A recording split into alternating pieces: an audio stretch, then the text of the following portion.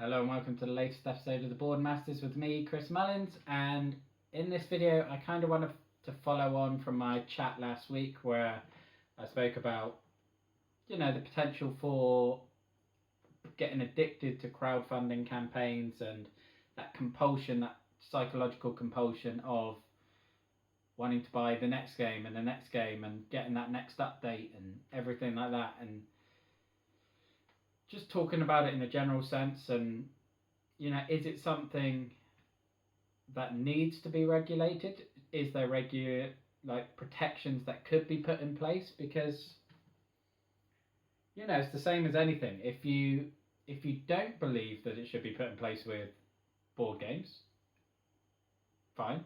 But at the same token, if it's something that has the potential to cause damage to people's lives, and I do believe crowdfunding campaigns and the dopamine addiction and things that people can get from it, there is a chance, albeit minor compared to obviously like drink and drugs, because they're actual addiction substances that cause that.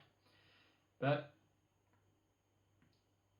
I think there is a connection between crowdfunding and, for example, gambling, in that gambling, you're always chasing that high of winning. It's that excitement of every time you take a bet or spin the wheel. And I kind of equate that to Kickstarter, and spinning the wheels every update.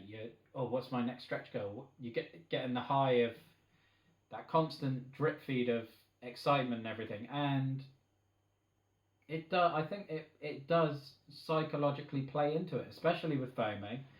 It is something that people will get hooked on. And obviously, if you're not one of those people, you don't back Kickstarters, or you back a game that you want and then you forget about it and you pay in full, then you're not the subject of this video. You're not the person we're talking about. I mean, speaking from my own experience, thankfully I haven't got into any trouble about it, but I think certainly late last year I was backing far too many games, and looking back and thinking about it is what got me thinking about probably the one protection we could possibly introduce. And we can't limit the number of games people buy because we have different budgets. One person might back a game for $300 whilst another person backs 20 games at $15. So you can't limit the number. You can't limit how much people spend, because obviously there are widely different budgets available, and you can't tar everyone with that. But the one thing I was sort of thinking about is potentially the dollar pledge. And if you don't know what that is, if you don't use Kickstarter, and a dollar pledge is basically, in the campaign, you either don't have the money or don't feel confident enough backing a product for the full price that it's available for in the campaign. So you pledge $1 or £1 or €1, depending on where the campaign is based. And then you get access to the pledge manager, which usually opens a few months after the campaign finishes, and then you can pay for whatever you want then. And it's a really handy tool if it's used correctly. It's kind of like a credit card in a way, that if you're using it properly. And like a credit card, if you use it properly, a credit card is a great tool. I work in a bank. I am a big advocate of credit cards if you've got the know-how and the self-control to use it correctly. They help you budget. If you're paying it off every month, you're not getting charged, and that's how they're supposed to be used. But it's undeniable that people misused credit cards and abused them and got them in serious trouble where they were spending money that they didn't have, and then the bill would come in and they couldn't pay it. They'd get charged huge amounts of interest, and it could be quite destructive. And the same can potentially be said with the dollar pledge, in that you're only playing the dollar, so you're still getting the highs, probably less pronounced because you're not fully in the campaign, but you're still getting the highs of the stretch goals and the updates and things. And then you're putting the bill further down the line, you're ignoring that. And for most people, they back the dollar, and it is a sensible thing. They're just backing the dollar because they know they don't have the money this month, but when the pledge manager opens, they'll have budgeted, they'll have the money, they can pay it then, and forget about it. And it's amazing in that regard. If that's how you're using it, perfect. But there will be people who are using it and they don't have that ability to say no. They don't have that ability when the pledge manager hits. If they still can't afford it, are there going to be people that are strong enough to say, okay, no, I can't afford it, I'm just going to let that one go, or lose my pound or dollar or whatever it is? Or will there be people who are psychologically compelled to not pay their gas bill that month so that they have the money to pay for that game, and then worry about the gas bill next month when they get the reminder? And that is when it becomes a problem. I mean, for example, my own experience, as I said, I was backing too many games end of last year. I think at one stage I had dollar pledges in on Burn Cycle, Endless Winter, Bard Sun, Robinson Crusoe, Monster Hunter World, Dice Theme Park, Canvas. And some of those didn't overlap. Like My Father's Work is another one I had, but I think Bard Song had finished before that.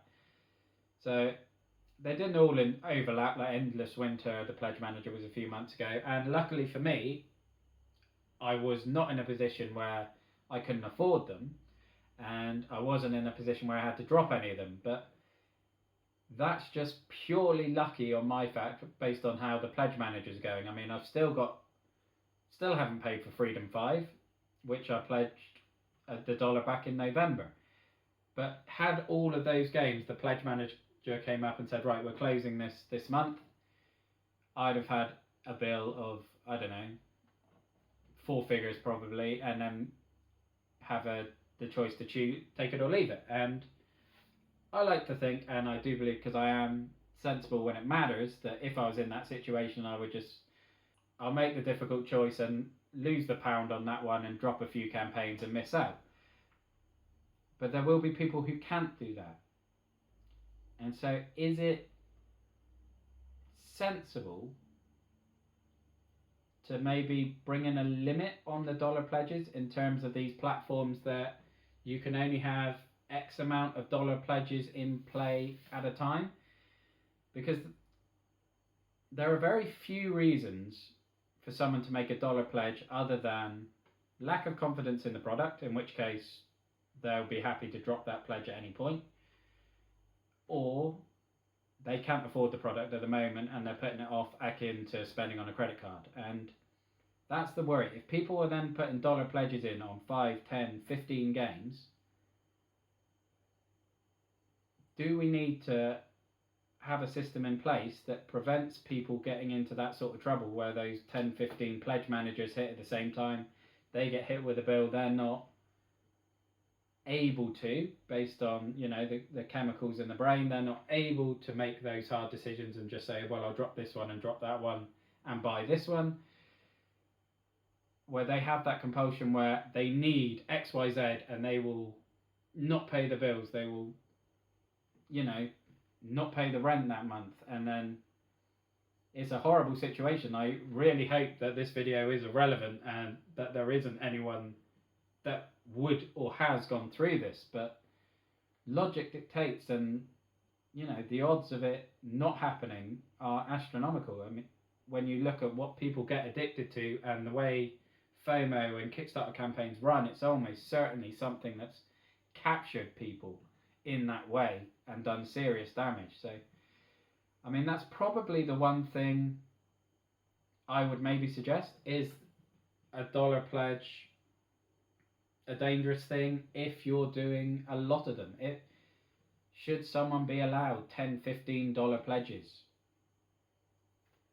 I don't know. I mean, there's pros and cons. I'm sure a lot of people back $1 on a lot of campaigns just to follow them, and